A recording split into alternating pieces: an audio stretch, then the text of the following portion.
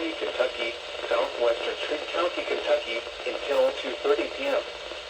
At 2:03 p.m., a tornado-producing storm was located near Murray, moving east at 65 miles per hour.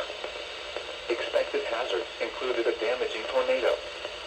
Tornadic debris has been confirmed by radar. The following impacts are expected. Flying debris will be dangerous to those caught without shelter. Mobile homes will be damaged or destroyed. Damage to roofs, windows, and vehicles will occur. Tree damage is likely. This tornadic storm will be near Turkey Bay, land between the lakes area and Golden Pond Visitor Center around 2:20 p.m. Other locations in the path of this tornadic thunderstorm include Wrangler's Campground, Energy Lake Campground, and Canton. To repeat, a tornado is on the ground. Take cover now.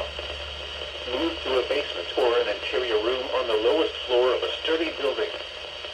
Avoid windows. If you are outdoors, in a mobile home, or in a vehicle, move to the closest substantial shelter and protect yourself from flying debris. Repeating, a tornado warning has been issued until 2:30 p.m. for the following counties: in Kentucky, Callaway,